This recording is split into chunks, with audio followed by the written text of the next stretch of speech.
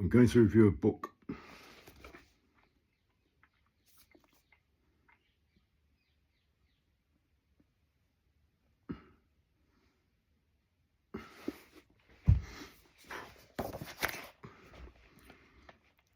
One list or subdivided.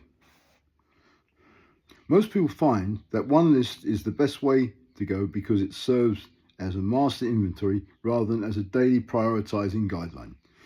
The organizing system merely provides placeholders for all your open loops and options so your mind can more easily make the necessary intuitive moment-to-moment strategic decisions. Now they're important. The strategic moment-to-moment decisions are important. I agree with this chap so far. I've got nothing to disagree with so far, but I'm sure I'll find it right. Frankly, it doesn't matter how many different lists or projects you have, so long as you look at the contents of all of them as often as you need to. Now, what they're saying is don't read them the whole day, just look at them now and again. It's easy, really.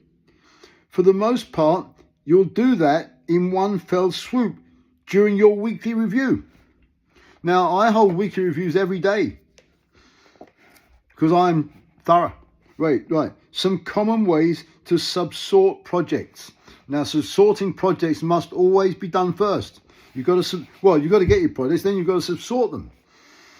After you've looked up the word, I'll look it up. I'm going to write it down. I'll look that up in a minute. There are some situations in which it makes good sense and eases some anxieties. Now, you've got to ease anxieties. I'm getting anxious already. To subsort a project list. Yeah. Let's look at some usual options.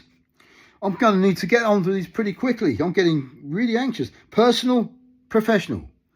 Many people feel more comfortable seeing their list divided up between personal and professional projects. If you're among them, be advised that your personal list will need to be reviewed as judiciously as your professional one, and not just saved for weekends. This is the weekend. I'm working at the weekend. Many actions on personal things will need to be handled on weekdays, exactly like everything else. And often, some of the greatest pressures on professionals stem from the personal aspects of their lives that they are letting slip. Lives? What life? I don't have a life. Maybe I've got to get a life. I don't know. Delegated projects. What are these? If you're a senior manager or executive, oh God, this applies to me. You probably have several projects that you are directly responsible for, but have handed off to people who report to you. While you could, of course, put them on your waiting for list, it might make better sense to create a projects delegated list to track them. Well, I'm going to get one of those, a projects delegated list.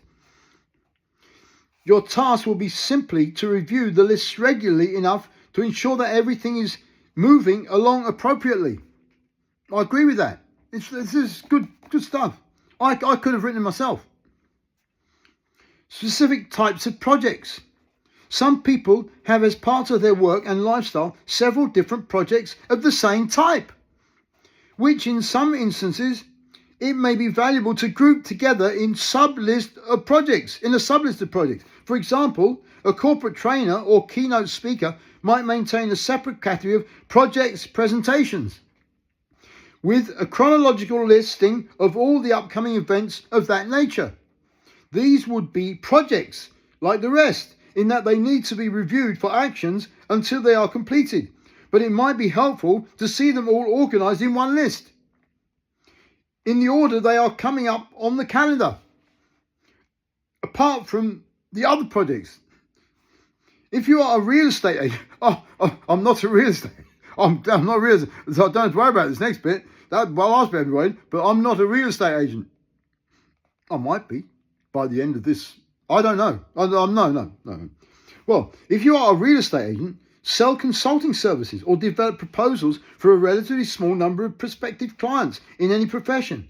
You will likely find it useful to see all your outstanding sales relations in progress in one view.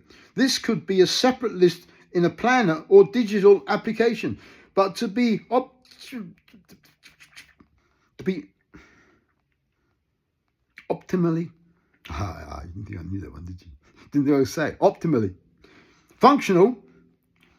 Well, it's best to be optimally functional. I agree with this. It would need to be complete in each item, regularly reviewed for current actions. Some people like to start their projects by major areas of focus. Parents tracking those about their children. An entrepreneur dividing projects by the various roles he's fulfilling, finance, sales, operations, and the like. Again, how you decide to group your projects is not nearly as critical as ensuring that your inventory is complete, current, and assessed sufficiently to get it off your mind. You can get it off your mind. Oh, I imagine getting this off your mind. No matter how you organise it, you will very likely... I haven't put the light on. Wait, I'm going to put the light on. There's too many things to think about.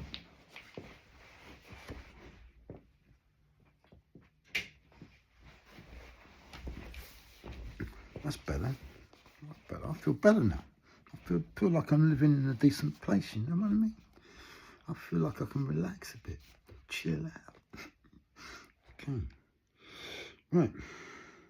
It goes on about something about grouping projects. I'll just read a couple of words here and there and you'll get what it means. Grouping, no matter how you organise, experience, work and life, yeah.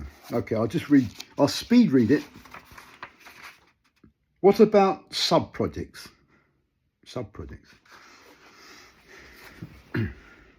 Some of your projects will likely have major sub-projects, each of which could, in theory, be seen as a whole project. You can see it as a project or a sub-project. That's two lists I've got to have. Okay, if you're moving into a new residence, well, I'm not. So I'll skip that bit. I'll read it. I'll read it in case any of you are. I'm not. I'm staying here. Moving. The stress of moving. For instance, if you are upgrading or changing much of what's there, you may have a list of actionable items like finalise the patio, upgrade the kitchen, set up home office space, and so on, all of which could in themselves be considered separate projects. Yes, I agree. On a separate list, in a separate file, with separate subheadings. Do you make all this in one entry, on your projects list, say, finish new home upgrades? Or do you write up each of the sub-projects as an individual line item? Don't forget, this is your home life. This is not your work life. Actually, it won't matter. It won't matter. So, don't worry. It won't matter. As long as you review all the components of the project as free. Oh, God, this is getting tough. As frequently as you need to in order to stay productive. How can you be productive when you're reading books all day? About productivity, you can't. It can't be done. I've tried. No external tool. Or organising format is going to be perfect for sorting both horizontally across and vertically down through all your projects. You'll still have to be aware of the whole in some cohesive way, such as via weekly review. I'm sorry. If you make a large project your one listing on your projects list, you only got one list on your projects list. Well, that makes life easier. There's only one thing on the list, a list of one thing. I recommend that. It's easier. Okay.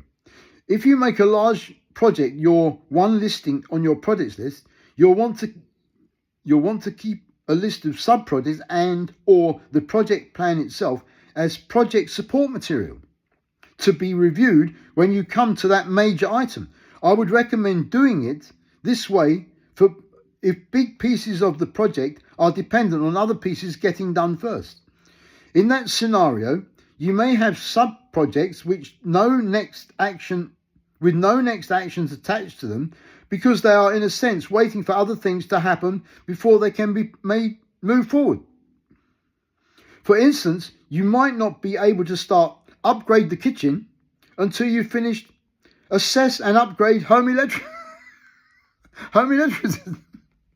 Or you can only afford one of your major home projects at a time. So keeping them lined up in order of your priorities would make sense. This is good stuff. This chap, I was reading Bertrand Russell once, history, and this chap could easily go in there and amongst one of the, yeah, okay. However, you might be able to proceed on finalise the patio independent of the other sub-projects. Because the patio might already be there. You might just have to sweep it up or something. Sweep off the dust and the leaves in the autumn. You know what I mean? You would therefore want a next action to be continually current on any portion of this larger project that you could make progress on independently. You can do that while you're doing this. You could be doing other things. Don't be too concerned. This is a relief. Don't be too concerned about which way is best. If you're not sure, I'd vote for putting your big projects on the projects list and holding the sub-pieces of your project's support material, making sure to include them in your weekly review. I'd already forgotten about that. That often makes it easier to see the larger field of what's going on in your life from a higher perspective. At a glance, it's like God looking down on what you're doing. But if that arrangement doesn't feel, the book's gone funny, doesn't feel quite right, try including the active and independent sub-projects as separate entries on your master list. There's no perfect system for tracking all your projects and sub-projects the same way. You just need to have projects. You just need to have projects. If you haven't got any projects, you don't need to worry about it. You just need to have projects. And if they have associated components, where to find and the appropriate reminders for them. And there's a little asterisk here. I'm going to look at it. It says, as I write this, you see he's writing it, then he had a thought, a sub-thought probably, on his sub-list. As I write this, I'm in the throes of moving from California to Europe. Oh God, he's coming here. I look forward to that. For many months, I maintained one project on my projects list. Move to Amsterdam. Move to Amsterdam. Last week, as things became more immediate and necessary to deal with on multiple fronts, I unpacked that one project into 15. I unpacked that one project into 15, all of which I need to keep my eyes on weekly now, ranging from set up Dutch bank accounts to finalise artwork storage in Santa Barbara. I'm going to stop there. It's too much. But it's a good book. I recommend you read it. Okay, bye-bye.